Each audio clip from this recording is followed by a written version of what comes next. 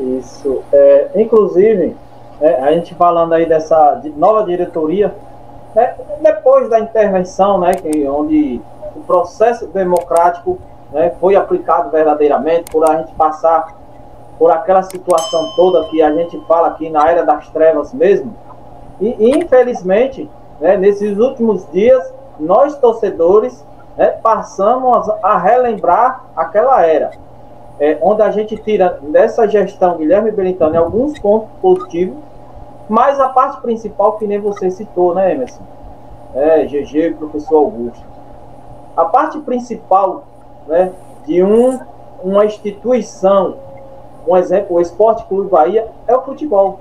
Se o resultado não vier, você pode dar show em outras áreas, né, no marketing, na gestão. A gente sabe dos feitos que ele conseguiu na questão do CT de treinamento, Evaristo de Macedo, né? Inclusive na live aí de ontem, na apresentação aí do Freeland, ele falando que foi adquirido o CT Evaristo de Macedo sem financiamento nenhum, né? Tudo com suor do sócio torcedor. Mas, né, ele, o que a gente pensa dele? Que ele centralizou as coisas tudo para ele. E não existe você querer gerir um time, né, da grandeza que é o Esporte Clube Bahia, e você não dividir, né, as pastas corretas, contratar pessoas competentes para áreas adequadas. E esse lado ele deixou a desejar, está deixando a desejar, principalmente do futebol. O torcedor vem se afastando justamente pelos resultados ruins. Se o Bahia está na primeira divisão, se o Bahia consegue uma vaga em uma possível pré-Libertadores, as coisas seriam diferentes. Guilherme Belintani pegou o Bahia na Série A, e nesse exato momento o Bahia está na Série B. E agora brigando para não cair no Campeonato Baiano. Há possibilidades também, poucas, não muitas, mas tem possibilidade de se classificar para a Copa do Nordeste. Veja em qual situação nós estamos, né, vivenciando esse exato momento do Bahia. Então, tudo isso que vem acontecendo, como você está tendo uma visão, Emerson, dessa gestão? Bom, você falou, né, o coração do clube, que é o futebol, atividade fim, onde o torcedor, né, quer saber, que é o futebol, não está andando bem.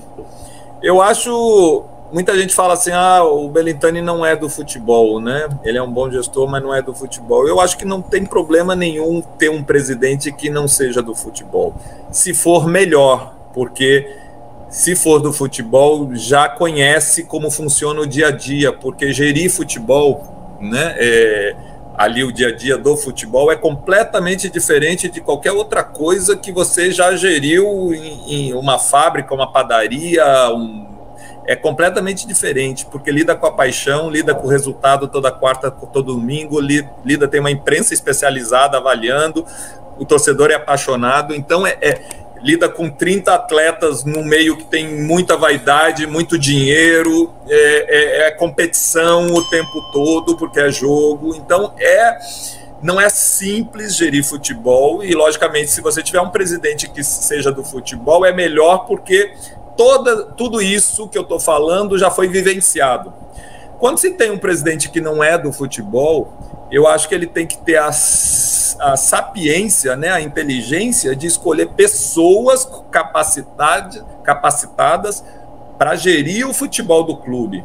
E ele gere o clube, né? O clube tem diversas áreas: marketing, comunicação, jurídico, o futebol profissional da base, enfim, a infraestrutura. Ele gere o clube, né? E escolha pessoas capacitadas para gerir cada área, e ele faz a gestão geral do clube, né?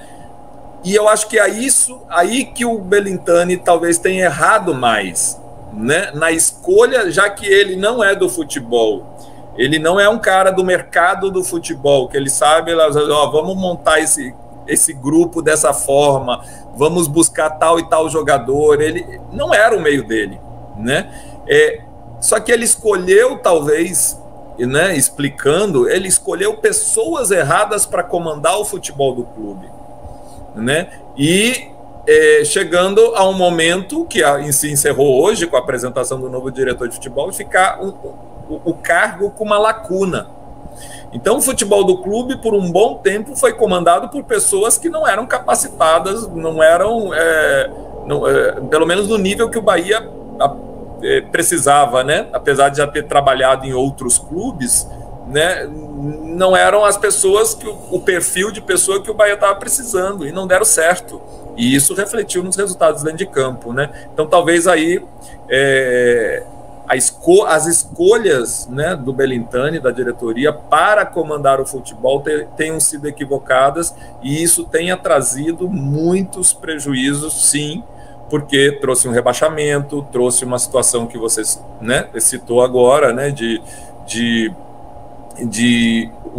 uma situação no Campeonato Baiano e no próprio rebaixamento no Campeonato Baiano, que é, né, impensável, né, num clube como o Bahia, e uma possibilidade até de não classificar para as quartas de final da Copa do Nordeste, onde é o atual campeão, né?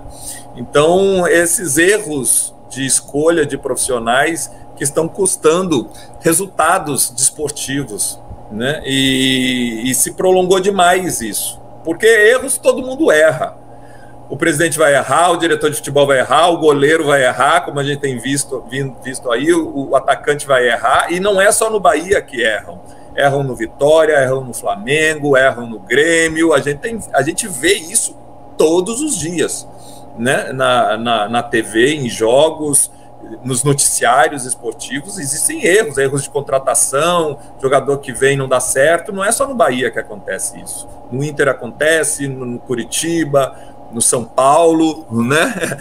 Protestos, né? Então, o que a gente precisa no futebol é trabalhar para que esses erros sejam minimizados, a probabilidade de errar seja minimizada, né? É isso que precisa. E para minimizar isso, logicamente que são pessoas capacitadas, pessoas competentes, pessoas e um grupo, né? Ninguém faz nada sozinho. E uma das grandes críticas também em relação ao Belintani é justamente a centralização, né, das decisões, e uma centralização e uma participação grande numa área que ele não é expert, que é o futebol, né, a gestão de futebol.